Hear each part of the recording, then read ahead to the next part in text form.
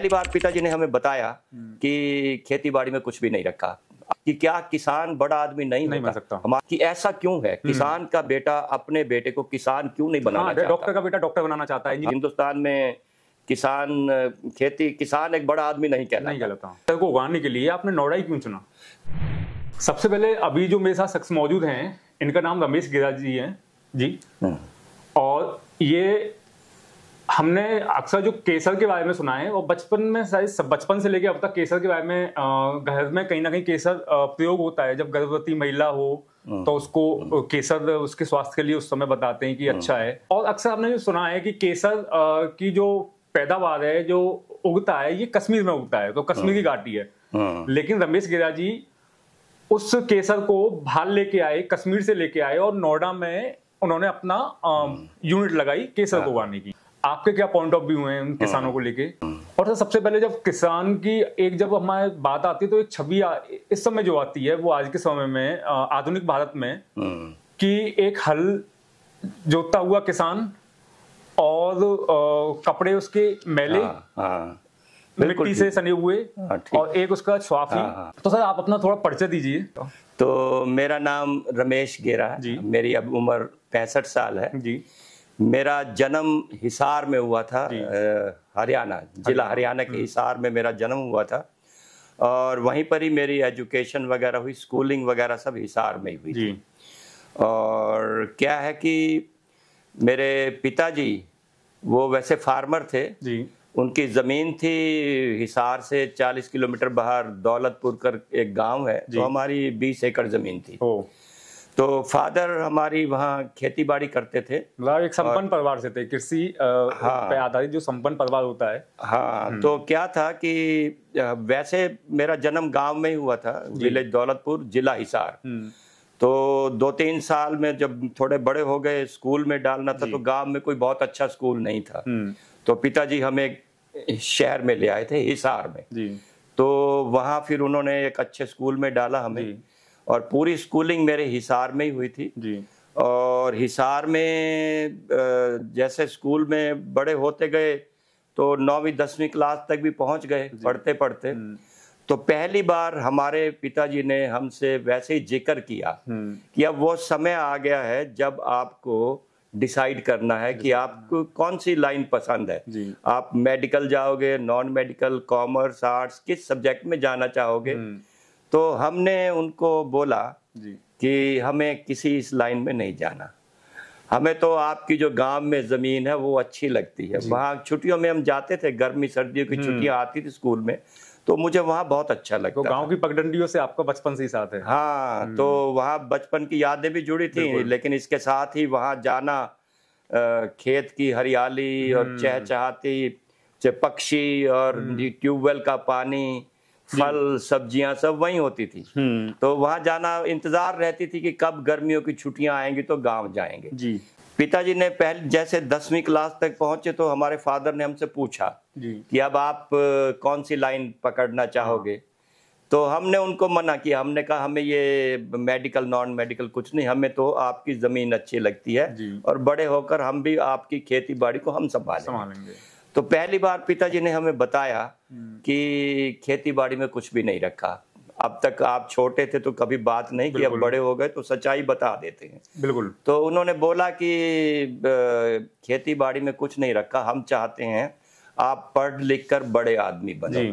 तो पहला जब उनका ये जवाब मिला तो मुझे एक झटका भी लगा, आश्चर्य भी हुआ कि क्या किसान बड़ा आदमी नहीं बन सकता। हमारे पिताजी क्यों नहीं चाहते कि हम किसान बने। तो पहली बार ऐसा बोध हुआ कि किसान खेती बाड़ी क्या अच्छी चीज नहीं है, क्यों अच्छी नहीं है।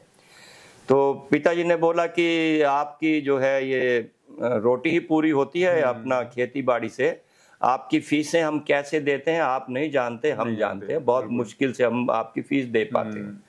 तो आश्चर्य हुआ बहुत ज्यादा और उन्होंने बोला मुझे कि हम आपकी ये खेती बाड़ी का ख्याल छोड़ो, पढ़ लिख कर बड़े आदमी बनाना है आपको।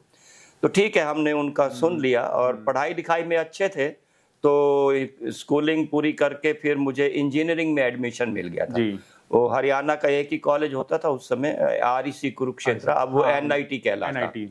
तो वहाँ मुझे इलेक्ट्रिकल इंजीनियरिंग में एडमिशन मिल गया था और 5 साल मैंने इंजीनियरिंग कोर्स किया और उसके जस्ट बाद मुझे जॉब भी लग गई। जॉब भी किस्मत से बहुत ही अच्छी बड़ी मल्टीनेशनल कंपनीज में जॉब लगी जी।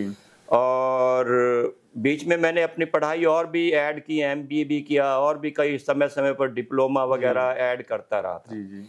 और जो जॉब लगी किस्मत से, जॉब ऐसी थी कि मुझे विदेशों में जाने का बहुत मौका मिला। मैं जब आपके बारे में पढ़ रहा था तो उस समय आपका अब तक जो 30-35 साल का आपका जो जॉब वाला करियर रहा है उसमें आप काफी टाइम बाहर रहे, विदेश में रहे और वहां भी जाकर आपने कृषि पे नहीं छोड़ा और कहीं ना कहीं आप अपने वीकेंड में टाइम निकाल के वहां के जो कृषि फॉर्मूलेस थे, वहां पे किस तरीके से खेती हो रही है, आप उसके बारे में कहीं ना कहीं जानने जाते थे, आपकी चाहत रहती थी। बिल्कुल, आपने बिल्कुल सही कहा। असल में क्या था कि हम पढ़ लिख कर ठीक है इंजीनियर बन गए, पिताजी चाहते थे बड़ा आदमी बने तो उनकी इच्छा, फिर पढ़ाई में अच्छे थे तो निकल गए।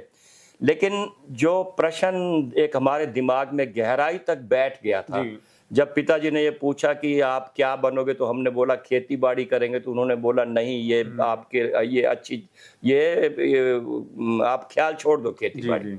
तो मेरे दिमाग में एक प्रश्न बैठ गया था कि ऐसा क्यों है, किसान का बेटा अपने बेटे को किसान क्यों नहीं बनाना चाहता? डॉक्टर का बेटा डॉक्टर बनाना चाहता है, इंजीनियर का बेटा इंजीनियर, चार्टर्ड अकाउंटेंट का बेटा चार्टर्ड अकाउंटेंट, तो किसान का बेटा किसान क्यों नहीं बनाना चाहता? तो ये प्रश्न मेरे दिमाग में बहुत गहराई तक बैठ गया।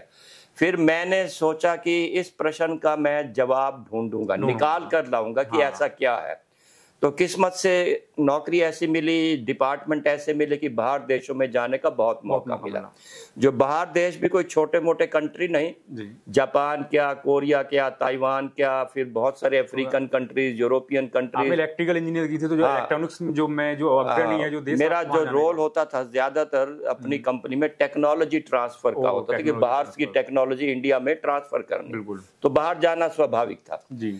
तो लेकिन वो प्रश्न का जवाब ढूंढना मेरे लिए जरूरी था जी। तो फिर जिन भी बाहर देशों में मैं जाता था, तो जिस कंपनी में मैं जाता था तो उनको मैं हमेशा एक चीज बोल देता था कि मुझे आप शनिवार इतवार या जो भी छुट्टियां आएंगी, मुझे होटलों में आप एंजॉय नहीं करना, ना ही मुझे देश घूमने का, मुझे तो आप अपने खेत घुमाइए। तो वो बोले अच्छा जी ऐसा आपका कैसे इंटरेस्ट? तो मैंने बोला उनको कि हिंदुस्तान में जो है वो खेती कैसी है और आपके यहाँ कैसी है, मैं कंपेयर करना चाहता हूँ, देखना भी चाहता हूँ, सीखना भी चाहता हूँ। तो आपके हाईटेक ही हैं, हम देखना चाहते हैं आपके गांव कितने हाईटेक हैं। हाँ, तो मैंने उनको बताया कि ऐसे ऐसे हिंदुस्तान में किसान खेती, किसान एक बड़ा आदमी नहीं कहलाता। तो क्या ऐसा यहाँ भी है? अगर ऐसे डिफरेंट है तो उसका कारण क्या है? तो उनको अच्छी लगी हमारी बात, तो मेरे लिए अरेंज कर देते थे। तो जिस कंट्री में भी मैं गया वहाँ शनिवार इतवार आते या छुट्टी आती थी तो मैं मैनेज कर लेता था, आज इस फार्म पे विजिट करना, उस फार्म पे। तो जापान के खेत भी देखे, कोरिया के देखे, यूरोपियन कंट्रीज में, अफ्रीकन कंट्रीज में, और देखते देखते मुझे उस प्रश्न का जवाब मिल गया, जिस जवाब की मैं तलाश में था। अपने टेक्निकल असाइनमेंट में करता रहा, लेकिन छुट्टियों में मैं फिर खेतों में जाता था। और मैंने क्या पाया, जवाब मुझे ये मिला कि हिंदुस्तान में ऐसा नहीं है कि सरकार खेती बाड़ी को सपोर्ट नहीं करती, बहुत करती है। जितना एडवांटेज बेनिफिट किसानों को सरकार देती है वो और किसी चीज में, हर चीज में हिंदुस्तान में सब्सिडी है किसानों के लिए, बिजली मुफ्त, पानी मुफ्त। उसके बाद भी किसान नहीं चाहता कि उसका बेटा किसान बने, उसके बाद भी किसान फटे हाल ही रहता है, ये भी सच बात है जी। तो जो फर्क दिखाई दिया वहां और यहाँ में, मैंने क्या देखा कि उनके जो फार्मिंग करने के तरीके हैं बहुत ही एडवांस हैं, बहुत ही एफिशिएंट है, बहुत ही छोटी जमीन में बहुत ज्यादा प्रोड्यूस लेते हैं, जैसा इजराइल में होता है वर्टिकल फार्मिंग करते हैं, वो सबसे ज्यादा इसी चीज। हाँ, तो ये सारी आधुनिक टेक्निक मेरे को वहां देखने को मिली।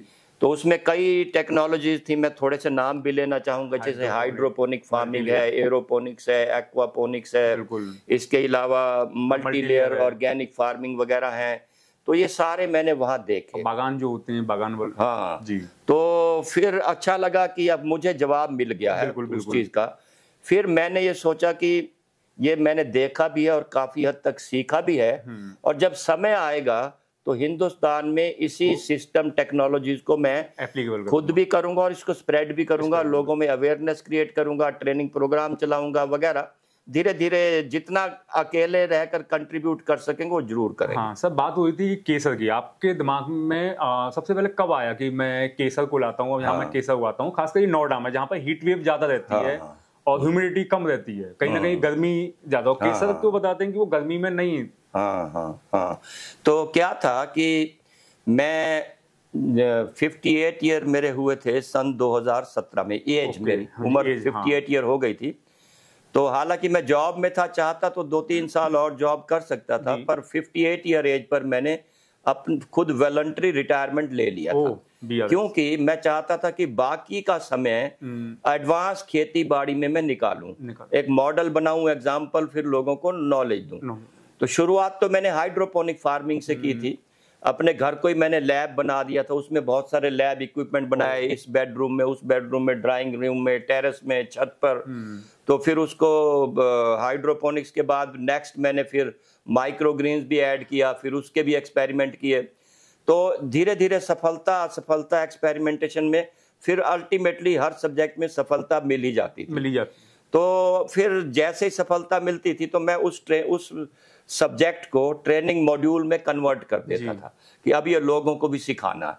तो और साथ ही साथ हमेशा अगला कौन सा सब्जेक्ट में पकड़ना है, मतलब ऐसा नहीं कि हाइड्रोपोनिक्स में सक्सेस हो गए तो अब यहीं रुक जाए और माइक्रो ग्रीन शुरू कर दिया तो बहुत हो गया, नहीं, अभी तीसरा कौन सा, अभी तीसरे के बाद चौथा कौन सा, चौथे के बाद पांचवा कौन सा, नई फॉर्म क्या है। हाँ, तो ऐसे सामने मैं गूगल सर्च काफी करता था एडवांस फार्मिंग के सब्जेक्ट के ऊपर, उनको गहराई तक पहुंचने के लिए, और इधर उधर विजिट करना, सबसे बातचीत करना, किताबें पढ़ना, सब पीडीएफ वगैरह, ये सब गहराई तक जाने के लिए। केसर के लिए आपने नोएडा क्यों चुना? नोएडा क्यों चुना आपने केसर के लिए? क्या चीज? केसर को उगाने के लिए आपने नोएडा क्यों चुना? केसर को लेकर जी हाँ, तो मैं वहीं आ रहा हूँ धीरे धीरे। क्या है कि एक बार अचानक मेरे गूगल सर्च में, मैं इंडोर बहुत कुछ करता था, तो इंडोर फार्मिंग को लेकर के मैं गूगल सर्च बहुत कुछ करता था। तो एक बार मेरे सामने आर्टिकल आ गया कि केसर भी इंडोर ग्रो हो सकता है।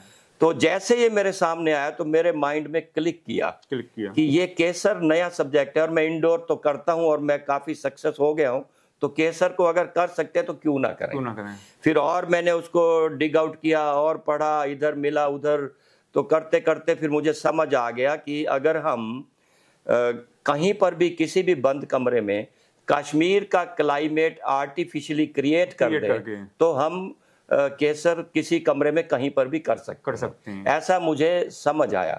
तो उसके बाद फिर मैं शुरू हो गया। तो सेक्टर 63 अपने घर के एक कमरे में पहले शुरू किया था, छोटा एक मैंने डीप फ्रीजर ले लिया था। तो डीप फ्रीजर को कुछ टेक्निकली मॉडिफाई किया, मैं खुद इंजीनियर हूं तो मैं जानता हूं, बिल्कुल करके उसमें मैंने कश्मीर का क्लाइमेट जैसा बना दिया। डीप फ्रीजर एक एनवायरनमेंट उस तरीके क्रिएट किया, आर्टिफिशियल एनवायरनमेंट क्रिएट किया, आर्टिफिशियली कश्मीर का क्लाइमेट मैंने उसमें क्रिएट किया और बल्ब लेकर आया कश्मीर से जी। तो फिर थोड़े बहुत success failure experimentation, up down, खर्चे वर्चे सब चलते रहे, लेकिन धीरे धीरे मेरे हर सब्जेक्ट में मुझे at the end of the day सफलता मिल जाती। तो डीप फ्रीजर में मेरे फूल आ गए केसर के। तो मैं समझ गया कि जो मैंने देखा था कि आप आर्टिफिशियली कश्मीर का क्लाइमेट करके केसर उगा सकते हो, तो डीप फ्रीजर में छोटा एक्सपेरिमेंट किया। अब मैं वहां से निकला है, मैंने कहा अब थोड़े बड़े स्केल पर किया जाए। अब इसको कॉमर्शियल बनाते हैं, हाँ, लार्ज स्केल, क्योंकि डीप फ्रीजर में तो आपको एयर कंडीशनिंग सब बना बनाया मिल गया, लेकिन वो बहुत छोटा स्केल है। तो अगर बड़े स्केल पर नहीं जाएं तो फिर कोई फायदा नहीं है। फिर मैं सेक्टर 63 नोएडा में इधर उधर कमरा ढूंढने लगा। तो इंडस्ट्रियल टाउन है 63 सेक्टर, वहां एक बिल्डिंग की छत पर मुझे कमरा मिल गया। 250 स्क्वायर फीट का कमरा था, वो किराए पर लिया मैंने। और फिर उसमें कश्मीर का क्लाइमेट बनाने के लिए सारे स्टडी की, क्या क्या इक्विपमेंट लगेंगे। तो मेरे सामने 4 पैरामीटर आए ये क्लाइमेट के।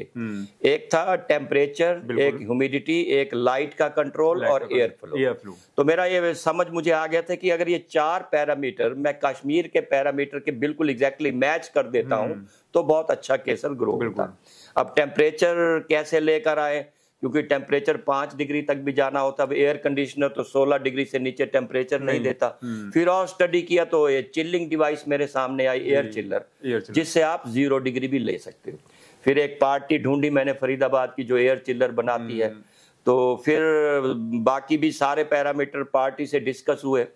तो उन्होंने बोला कि हम पूरा का पूरा प्रोजेक्ट आपको बना कर दे देंगे, जिसमें आपको चारों पैरामीटर जैसे हम आपको चाहिए वैसे क्रिएट कर देंगे। सर वैसे कश्मीर केसर की जो देन है, और बता दें पूरा कश्मीर की देन है। हाँ। और हिंदुस्तान में जितनी भी साल की जो जरूरत है, सालाना जो जरूरत है केसर की, उसका 30% कश्मीर से आता है, और बाकी का हिंदुस्तान में काफी ज्यादा जो इम्पोर्ट होता है वो ईरान से होता है। हाँ, ईरान से होता है। हाँ। तो इन सब में जब हम ये देखते हैं कि और कश्मीर, और सबसे बड़ी बात कि केसर काफी महंगा है, और उसमें एक बहुत बड़ी बात आती है कि महंगा क्यों है, क्योंकि इसमें लेबर कॉस्ट भी काफी ज्यादा है, बहुत महीन काम है।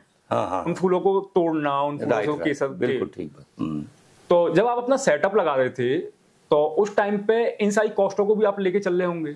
हाँ। लेकिन आप तो चलिए एक संपन्न थे, लेकिन एक छोटा किसान जो लघु सीमांत वाला किसान है और वो ट्रांसफर होना चाहता है अच्छी मॉडर्न फार्मिंग के लिए, तो वो क्या कर सकता है? क्या है कि एक्चुअली जो आपने पहले बताया कि बहुत ही ये लेबर ओरिएंटेड वर्क है, ये सच बात है वैसे, लेकिन लेबर ओरिएंटेड सिर्फ अगर हम सॉइल बेस्ड कल्टीवेशन करते हैं जैसे कश्मीर होता है, वहां ये रियली लेबर ओरिएंटेड है। पहले तो सॉइल प्रिपरेशन में भी बहुत मेहनत लगती है, फिर उसके बाद एक एक फूल निकालना पूरा। लेकिन जब हम एक मल्टी लेयर अरेंजमेंट बंद कमरे में करते हैं, ये सॉइल लेस टेक्निक है। तो सॉइल लेस टेक्निक के चलते सॉइल से रिलेटेड जितना मेहनत होती है वो तो खत्म हो जाती है। बिल्कुल। और हमारा एरिया काफी कम हो जाता है क्योंकि हम वर्टिकली अप चले जाते हैं। उसके बाद ये जो टेक्निक है इसमें आर्टिफिशियली क्लाइमेट क्रिएट करते हैं, आर्टिफिशियली हम ह्यूमिडिटी भी क्रिएट करते हैं 80% 90%। तो इरिगेशन वाटर की भी जरूरत नहीं रहती। सबसे बड़ा मेहनत लगती है सॉइल प्रिपरेशन में, दूसरी मेहनत लगती है आपकी इरिगेशन में, तीसरी लगती है फूल निकालना, एक एक फूल। हमारी सॉइल लेस टेक्निक हो गई, इरिगेशन की कोई जरूरत नहीं है, हाई लेवल ह्यूमिडिटी। ये दो बड़े लेबर ओरिएंटेड फैक्टर तो खत्म हो जाते हैं। उसके बाद रह जाता है कि फूल उतारना, वो तो बहुत ही खूबसूरत काम है, घर की महिलाएं भी कर लेती हैं, उनको मजा भी आता है, और घर के अंदर ही करते हैं। तो घर के अंदर जब हम करते हैं तो हमें कोई बाहर 10 किलोमीटर खेत में जाने की जरूरत नहीं, घर के अंदर ही है। घर के अंदर तो दिनचर्या में उसी को भी ले आते हैं कि हर रोज का 1 घंटा फूल उतारने हैं, तो इतना ही काम बचता है, कोई ज्यादा बचता नहीं। तो जो हमारी टेक्निक है इसमें ये सॉइल लेस है, वाटर लेस है। बिल्कुल। तो सॉइल रिलेटेड लेबर रिक्वायरमेंट खत्म हो जाती, वाटर रिलेटेड लेबर रिक्वायरमेंट खत्म हो जाती। रह कितनी जाती है कि ये हार्वेस्टिंग और केसर निकालना, वो घर का कोई भी लेडीज गर्ल्स बॉयज सब कर सकते हैं, कोई प्रॉब्लम नहीं है। सर जब ये हम सेटअप लगाते हैं तो इस सेटअप को कितना खर्चा आता है, और सेटअप लगाने के बाद क्या उसकी और भी कोई कॉस्ट होती है जो डेप के, जो हम डेप मान लें कि लगातार वो चलती रहेगी क्योंकि आपका सेटअप वो रन कर रहा है, तो उसके बाद जो उसकी कॉस्ट आएगी और साथ में डेप आएगी, तो वो कितना लगभग क्या पड़ता है? 100 स्क्वायर फीट के हिसाब से कोई लगाए, मैं छोटे से किसान के हिसाब से बात कर रहा हूँ, वो 100 स्क्वायर फीट का अगर सोचे कि मैं लगाता हूँ तो उसके लिए फिर कितना खर्चा पड़ेगा? एक्चुअली क्या है कि जो हमारी एक बंद कमरे की टेक्निक है, तो मैं एक उदाहरण लेकर चलता हूँ। कमरे का साइज मैटर करता है। बिल्कुल। आप छोटा कमरा, बड़ा, बहुत बड़ा और ज्यादा बड़ा, पूरा हॉल कितना करना चाहते हो, इन्वेस्टमेंट उसके ऊपर डिपेंड करती है। जैसे मैं उदाहरण लेता हूं तो मेरा छोटा कमरा था 10 बाय 10 फुट का, 100 स्क्वायर फीट का। जी सर, आप अभी नोएडा आए हुए हो, आपने बताया कि आपने यहाँ से अपना पूरा जो सेटअप है उसको आपने ट्रांसफर करना है पंचकुला में। तो यहाँ नोएडा में आने का आपका क्या उद्देश्य था? किस तरीके से? तो हाँ, असल में वैसे देखा जाए तो मैं पिछले 26-27 साल से नोएडा में ही था। नोएडा में ही मेरा घर था, सेक्टर 25 जलवायु विहार में, और नोएडा में मेरा ऑफिस, रेजिडेंस और साथ में मेरा फार्मिंग यूनिट भी सब नोएडा में ही था। कुछ पारिवारिक परिस्थितियां ऐसी हुई कि मुझे वहां शिफ्ट करना पड़ा, तो मैं अप्रैल के महीने में पंचकुला शिफ्ट कर गया था। तो अप्रैल से अब जैसे अगस्त है तो 4 महीने का समय वहां मुझे प्रीमाइसिस ढूंढने में, घर ढूंढने में वो लगा। और उसके बाद घर के अलावा घर खरीद भी लिया है। इसके अलावा मैंने एक बहुत बड़ी बिल्डिंग किराए पर ली है जिसमें मैं अपना इंस्टीट्यूट शुरू करने जा रहा हूँ, जिसमें एडवांस फार्मिंग को लेकर के, जिसमें मैं कई तरह के ट्रेनिंग प्रोग्राम वगैरह चलाऊंगा। तो अभी मेरा जो यहाँ पर सैफरॉन का फार्मिंग यूनिट नोएडा में मैं छोड़ कर गया था वो यहीं पर ही है, अभी भी सेक्टर 63 की बिल्डिंग के ऊपर है वो। तो क्योंकि अभी वहां मुझे प्रीमाइसिस मिल गया है जिसमें मुझे इंस्टीट्यूट चलाना है, और इंस्टीट्यूट में मुझे सारे फार्मिंग के मॉडल इक्विपमेंट लगाने हैं, जैसे hydroponic farming, aeroponic, aquaponic, organic farming वगैरह वगैरह। तो उसमें सेफ्रॉन भी है तो बाकी तो इक्विपमेंट वहां मैं बना रहा हूँ, लगवा रहा हूँ। सेफ्रॉन का इक्विपमेंट मैं यहाँ आया हूँ, जो मेरा यहाँ पड़ा है सेक्टर 63 में, उसको पूरा डिसमेंटल करवा रहा हूँ। डिसमेंटल करा करके फिर उसको ट्रांसपोर्ट करके वहां ले जाऊंगा, वहां उनको रीअसेंबल करूंगा। एक तो ये मेरा यहाँ आने का उद्देश्य था। दूसरा, एक नोएडा का बहुत बड़ा जाना माना बिल्डर है जो कि जेपी इंफ्रा या जेपी ग्रुप बोलते हैं, यमुना पे एक्सप्रेस भी बनाया था, हाँ, जिन्होंने ये ग्रेटर नोएडा से आगरा का एक्सप्रेसवे प्लस बहुत सारे ये फार्मूला 1 रेसिंग, और उनका बहुत बड़ा जेपी गोल्फ क्लब, ये सब कॉलोनीज वगैरह, रोड, ब्रिजेस, ये बहुत बड़े बिल्डर हैं। बिल्कुल बिल्कुल। क्योंकि वो काफी समय से कुछ फाइनेंशियली ट्रबल में चल रहे थे, तो वो जो उसका जो जेपी ग्रुप का जो जेपी इंफ्राटेक करके डिवीजन है, वो टोटल डिवीजन एक बॉम्बे की एक बिल्डर है, सुरक्षा ग्रुप बोलते हैं, उन्होंने टेक ओवर कर लिया। तो वो जो बॉम्बे के सुरक्षा ग्रुप, उन्होंने मुझे, उनके जो ओनर हैं कंपनी के चेयरमैन, मैं पंचकुला में था तो 6 महीने